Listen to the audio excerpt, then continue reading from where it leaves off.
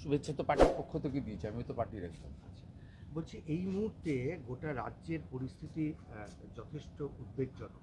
আপনি দেখেছেন যে মুর্শিদাবাদ, মালদা। উদ্বেগজনক নয়, ভয়াবহ। মুর্শিদাবাদে যে ড্যামেজটা 11 এবং 12 তারিখ করেছে, আপনি এর ভয়াবহতা আপনি মাপার কোনো জায়গা নেই। মানে একদম প্যাথেটিক। মানে গ্রামের পর গ্রাম, হিন্দু যেখানে সংখ্যা কম, 28টা বাড়ি, 30টা বাড়ি, 50টা বাড়ি স্ম্যাশড করে দিয়েছে। আমার কাছে প্রত্যেক দিনই যে ওদের টিম যেগুলো ঘুরছে, ফরেন্সিক টিম বলুন, সিআরপি বিএসএফের টিম বলুন, ওদের অফিসিয়ালি নয়, নন অফিসিয়ালি, ওই ওদের যারা নিয়ে যাচ্ছে গাড়ির ড্রাইভার, সাধারণ কনস্টেবলরা ভিডিও তুলে তুলে পাঠাচ্ছে, ভয়ঙ্কর সমস্ত ছবি।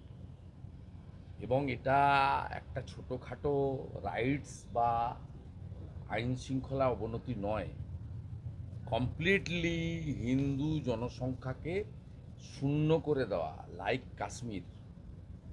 আমি আপনাকে বলছি। এবং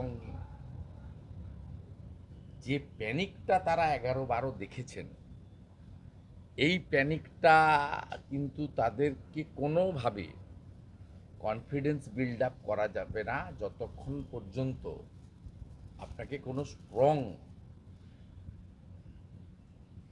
গভর্নমেন্ট মেজার না নিচ্ছে।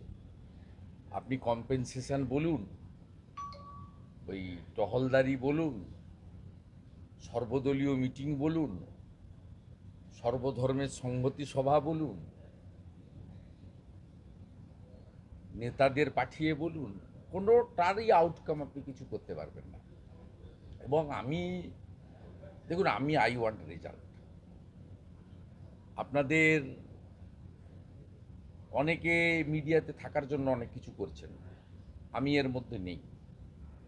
আমি 11 তারিখে মোথাবিড়ি থেকে ফিরে এসেই প্রেস কনফারেন্স করে সিএমকে, চিফ সেক্রেটারিকে আপিল করা, গভর্নরকে লেখা, যা যা করার করে 12 তারিখে কোর্টে গিয়ে অর্ডার আনিয়ে, কারণ আমাকে 12 তারিখ সকালবেলা বিএসএফের অফিসাররা বলল যে ডিএম বললেন যে আমাদের বর্ডারে চলে যেতে।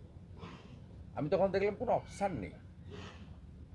এবং হরগোবিন্দ দাস, গোবিন্দ দাস এদেরকে তুলে নিয়ে যাচ্ছে, গ্রামের পর গ্রাম জ্বালিয়ে দিচ্ছে। এবং আমি যখন দেখলাম গভর্নমেন্ট রিলিভ করছে না, আমি আপিল করেছিলাম থ্রু গভর্নর রেড ক্রসকে, মানে টুইটে, এক্সে, আর কে মিশনকে, ইসকনকে, ভারত সেবাশ্রম সংঘকে। ভারত সেবাশ্রম সংঘ ঔরাঙ্গা ব্রাঞ্চ প্রথম দিন থেকে কাজ করেছেন। আমি গ্রেটফুল আর কে মিশনের কাছে, তারা ম্যাসিভ কাজ করছেন প্রচারের আড়ালে থেকে। প্রথম দিনটা তারা দিয়েছিলেন সোশ্যাল মিডিয়াতে। রেড ক্রস সোসাইটিও কাজ করছেন, গভর্নরও ওদের বলে দিয়েছিলেন।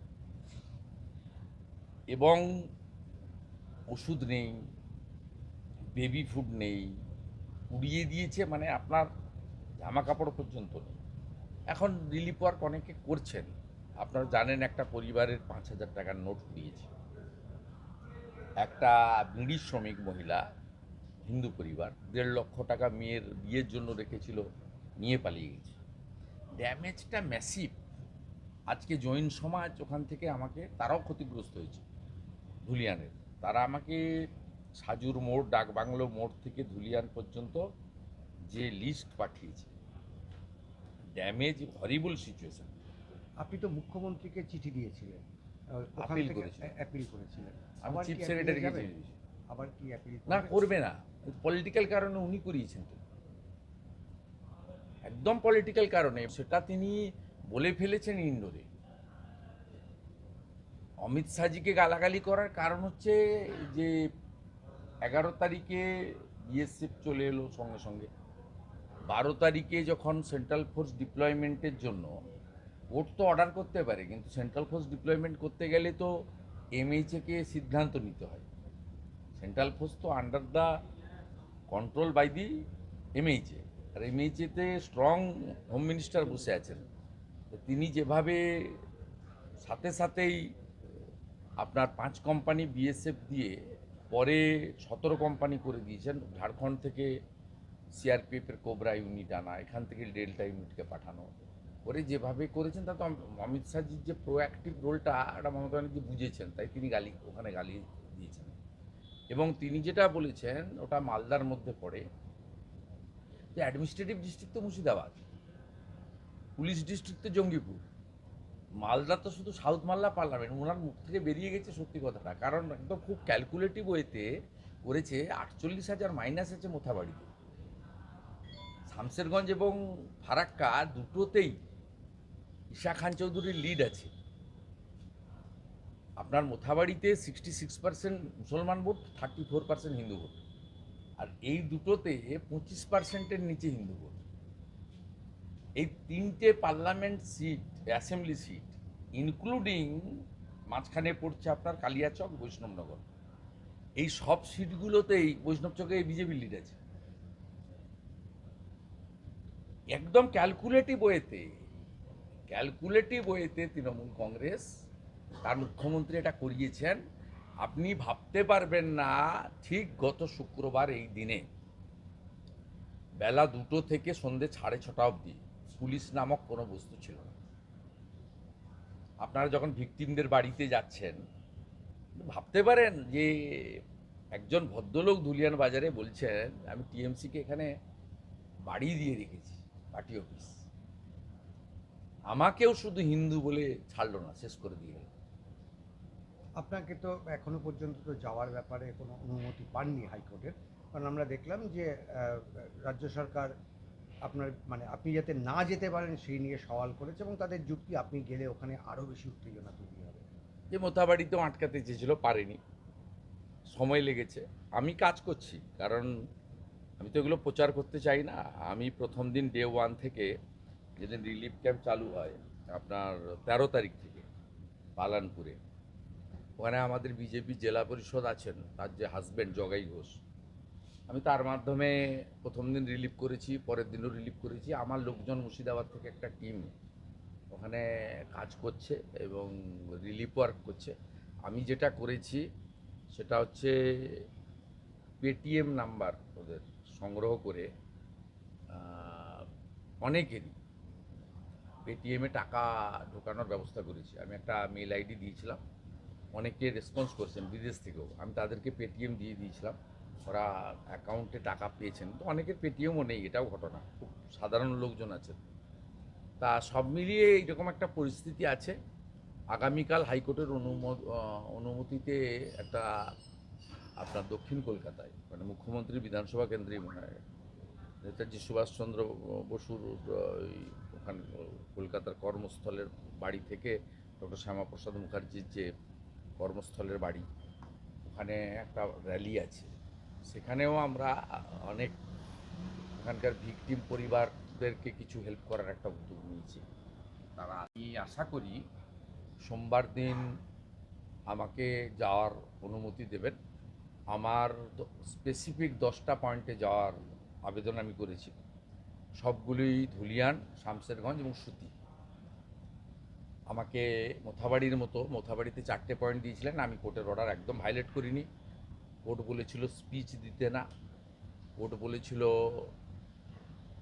কোনো পলিটিক্যাল র্যালি করতে না, একা যেতে বলেছিল।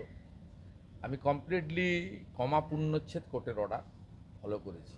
এক্ষেত্রেও আটকাতে পারবে না, যাব এবং যা করার করব। এবং মালদাতে তো ইনসিডেন্ট হয়নি, ইনসিডেন্টটা হয়েছে মুর্শিদাবাদে। আমার শেষ প্রশ্ন সেটা হচ্ছে, একজন বিরোধী দলনেতা হিসেবে এই মুহূর্তে আপনি মানুষের কাছে কি আবেদন করবেন, সমস্ত রাজনৈতিক দল থেকে শুরু করে সকলের কাছে? দেখুন, সকলেই কিন্তু আপনার এখানে যে পরিস্থিতিটা হয়েছে সেটা হচ্ছে, একটা তো বিরোধী দলের ভূমিকা আছে, সেটা তো অন্যরকম, কিন্তু প্রত্যেকে একটা একটা স্ট্যান্ড নিয়ে ফেলেছেন। আপনি যদি বলেন যে আমরা বিজেপিরা হিন্দুর পক্ষে স্ট্যান্ড নিয়েছি, তার কারণ হচ্ছে হিন্দু আক্রান্ত।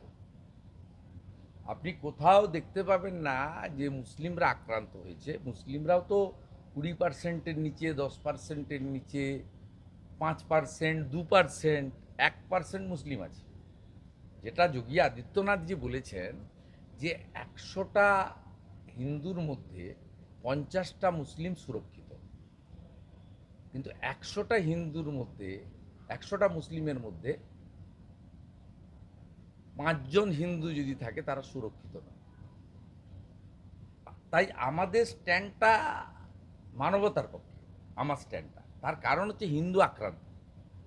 আপনি কোথাও দেখাতে পারবেন না যে মুসলিমদের দোকান ভেঙে মোথাবাড়ি বলুন, ধুলিয়ান বলুন, সাজুর মোড় বলুন, ডাকবাংলো মোড় বলুন, সুতি বলুন, এক লাইনে 5টা দোকান আছে, 2টো হিন্দুর দোকান পুড়িয়ে দিয়েছে, 3টে মুসলিমের দোকান রেখে দিয়েছে। তাহলে এটা তো ধর্মীয় যুদ্ধ বেছে বেছে। এই যে আমি তৃণমূল কংগ্রেসেরই মন্ত্রী ছিলাম, আপনার 19 সালে এনআরসিকে সিএ বলে দাঙ্গা হলো, এই সিদ্দিকুল্লাহ লাগিয়েছিল। তাতে তখন কৈলাস বিজয়বর্গী যে এখানকার অবজারভার, ওনাকে ওই ওমরপুরে আটকে দিয়েছিল পুলিশ। মমতা ব্যানার্জির সিদ্ধান্ত আপনারা জানেন, আমি পার্ট নই। কিন্তু আমি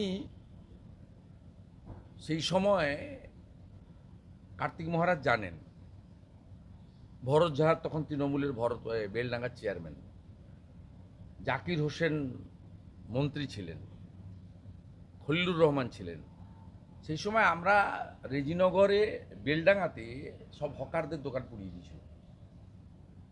আমি নিজে গিয়ে রিলিফ করেছি। ঔরঙ্গাবাদে কালী মন্দির ভেঙে দিয়েছিল। আমি কার্তিক মহারাজকে জিজ্ঞেস করবেন, আমি বিজেপিতে এসে নয়, তৃণমূলের মধ্যে থেকেও ওই কাজগুলো করেছি। যেহেতু তখন কৈলাস বিজয়বর্গী সব বিজেপির নেতাদেরকে ওমরপুরে মমতা ব্যানার্জির পুলিশ আটকে দিয়েছিল তার পলিসি অনুযায়ী, ঢুকতে দেয়নি। সেই কাজটা কিন্তু আমি তখন করেছি, এবং এরা আমাকে তখন সাথ দিয়েছিলেন ঔরঙ্গাবাদের মন্দির রিপেয়ারিংয়ের জন্য অর্থের ব্যবস্থা করা। এবং আমরা নিমতিতাতে গেছিলাম, 68টা দোকান একসঙ্গে ভেঙে দিয়েছিল। আমি তখন দেখেছিলাম 68টার মধ্যে 3টে মুসলমান দোকানও ছিল। মানে দুষ্কৃতকারীটা করেছি। এবারের ইন্ডিকেশন খুব ব্যাড। মোথাবাড়ি বলুন, সাজুর মোড় বলুন, ডাকবাংলো মোড় বলুন, সুতি বলুন, ধুলিয়ান শহর বলুন, শুধু বেছে হিন্দু। একটা লাইনে 5টা দোকান আছে, 10টা দোকান আছে, 7টা বাড়ি আছে, মার্ক করে করে হিন্দুদের উপরেই হয়েছে। এটা তো হিন্দু শূন্য করার পরিকল্পনা। তাই বিজেপির স্ট্যান্ড আক্রান্তদের পক্ষে, আক্রান্ত হিন্দুরাই। সিপিএমের স্ট্যান্ড খুব ক্লিয়ার। তারা আনিসের জন্য ইনসাফ যাত্রা করে, আপত্তি কিছু নেই। আনিসের ব্যাপারে আমিও সাপোর্ট দিয়েছিলাম, আমিও বিধানসভায় তুলেছিলাম। আমরা ওই ক্ষুদ্র রাজনীতি করিনি, কিন্তু সিপিএম করেছিল। কিন্তু সিপিএম হরগোবিন্দ দাস আর চন্দন দাসের জন্য লড়তে রাজি নয়। বরঞ্চ মোহাম্মদ সেলিম মমতা ব্যানার্জির গ্রেপ্তার দাবি না করে, ধুলিয়ানের চেয়ারম্যানের গ্রেপ্তার দাবি না করে, ধুলিয়ান টাউনের টিএমসি সভাপতির গ্রেপ্তার দাবি না করে, শামশেরগঞ্জের এমএলএর গ্রেপ্তারের দাবি না করে আমার গ্রেপ্তারের দাবি করেছে মিডিয়ার সামনে। উদ্দেশ্য পরিষ্কার, যে ওরাও অ্যাপিজমেন্ট পলিটিক্সটা করছে, মমতা ব্যানার্জি সরাসরি করছে, ও ঘুরিয়ে করছে। হলো সিপিএম স্ট্যান্ড। কংগ্রেস তো তার স্ট্যান্ড জানেন, কংগ্রেসের স্ট্যান্ড নতুন করে বলার কারণ নেই। এবং কংগ্রেস বুঝতে পারছে যে তাদের যে মুসলিমগুলো ভোট দিয়েছিল 24-এ, সেই মুসলিমগুলোকে মমতা ব্যানার্জি দাঙ্গা লাগিয়ে নিয়ে নিল। এটা কংগ্রেসের লোকেরা বুঝতে পারছে, ঈশা খান চৌধুরীও বুঝতে পারছে, অধীর রঞ্জন চৌধুরীও বুঝতে পারছে। কিন্তু তারা নিরুপায়, তাদের কিছু করার নেই, কারণ দিল্লির নেতারা তাদের এখানে চায় না এখানে কংগ্রেস থাকুক। এবারে থাকলো তৃণমূল কংগ্রেস। তৃণমূল কংগ্রেস এই দাঙ্গাটা করিয়েছে। ও তৃণমূল কংগ্রেস পুলিশ মন্ত্রী, যার 220-25টা এমএলএ, বিপুল ক্ষমতা, তিনি পুলিশকে ওখানে মার্কেট থেকে হাওয়া করে দিয়েছে। গত শুক্রবার এই সময় বেলা 2টো থেকে সন্ধ্যে 6:30, 4.5 ঘন্টা no police was there, zero. এবং স্কুলের বাচ্চাদের গাড়িগুলো সব পুড়িয়ে দেওয়া হয়েছিল, বাচ্চারা আটকে গেছিল, বিএসএফের জওয়ানরা এসওএস তাদেরকে রিকভারি করেছে। পরের দিন সকালবেলা আর্লি মর্নিং ডিএম মুর্শিদাবাদ, ওখানকার ডিআইজি বিএসএফকে বলেছে যে আপনার কাজ শেষ হয়ে গেছে, আপনি বর্ডারে ফিরে যান। সেই জন্যই তো চিফ জাস্টিস চেন্নাইতে ছিল, প্রেয়ার করিয়ে, অর্ডার করিয়ে। আমি কৃতজ্ঞ। আবার রাজ্যপাল তাও আজকে গেছেন, মালদা গেছেন রাজ্যপাল। মালদায় তো কিছু হয়, যাওয়া হচ্ছে। মালদাতে কিছু হয়নি। উনি ওনার লিমিটেশন আছে। উনি আপনাকে বলি শুনুন, উনি সব বুঝতে পারছেন। আমিও একাধিকবার গেছি, কথা বলি, অসহায়। কিন্তু উনার তো মানে 188তে সংবিধানে রাজ্যপালের কথা ইনারা শুনতে বাধ্য নন, কিন্তু রাজ্যপাল যা যা কাগজ চাইবে, সে কনফিডেন্সিয়াল ডকুমেন্ট হলো, তার কপি দিতে বাধ্য। সংবিধানের 188। আপনি অবাক হয়ে যাবেন, স্বাধীনতার পরে এই গভর্নরকে রিপোর্ট দেয় না, আর এই গভর্নর সাহেবও হজম করছেন। নয় সাংবিধানিক রাষ্ট্রপতিকে ওনার রিপোর্ট করা উচিত, নয় আমি আরটিআই করেছি, আমাকে কপি দিলে তো আমি কোর্টে চলে যাই। আমাকে ওনার অফিসও কন্ট্রোলে নেই, রাজভবনের office control by Mamata Banerjee. আমার আরটিআইয়ের উত্তর পাইনি আমি। আপনি চাইলে আপনাকে কপি পাঠিয়ে দিচ্ছি আপনাকে হোয়াটসঅ্যাপে, আরটিআই এবং তার রিপোর্ট। কি মারাত্মক সংবিধান ভাঙছে এই সরকার, যা কোনোদিন করতে পারেনি। জ্যোতিবাবু বুদ্ধদেব ভট্টাচার্য কোনোদিন করেনি। গোপালকৃষ্ণ গান্ধীর সঙ্গে এত কনফ্লিক্ট, রিপোর্ট চেপে দেওয়া 188-এ পারে না করতে। জগদীপ ধনকরের সঙ্গে করতে পারেনি। এই যে সুপার নিউমেরারি পোস্ট ক্রিয়েশন, তো জগদীপ ধনকরই আটকে দিয়েছিল, নইলে তো ক্রিয়েশন করে 5800 অ্যাপয়েন্টমেন্ট দিয়ে। তাই গভর্নর, আমি মনে করি তিনি সব বুঝতে পারছেন, বোঝেন, অসহায় অসহায়। আমি নিজে ফিল করেছি, কারণ 188 রিপোর্টই দেয় না, মানেই না গভর্নর। উনি কি করেন? ওনার লিমিটেশন আছে, কত দূর যাবেন, কোথায় থামবেন, ওনার তো সংবিধান সেগুলো বলে দিয়েছে। একটা ইলেকটেড গভর্নমেন্ট সে রিগিং করে ছাপ্পা মেরে জিতুক, আর গুন্ডামি করে জিতুক, আর কাউন্টিং এজেন্টকে তাড়িয়ে দিয়ে জিতুক, জিতেছে তো। লিমিটেশন আছে। আমি বলবো গভর্নর অসহায়। আর মালদাতে কিছু হয়, যা হয়েছে ওখানে হয়েছে, ও ডিভাস্টেশন। অন্য কোনো ইস্যুতে আলোচনা করার দরকার নেই। মুর্শিদাবাদের আক্রান্ত, ক্ষতিগ্রস্ত, নিপীড়িত, উচ্ছেদ হওয়া, সর্বস্ব খুইয়ে ফেলা হিন্দুদের পাশে দাঁড়ানো, তাদেরকে সমস্ত রকম সাহায্য করা, এটা এখন সমস্ত যাদের হুঁশযুক্ত মানুষ আছে তাদের ডিউটি হবে।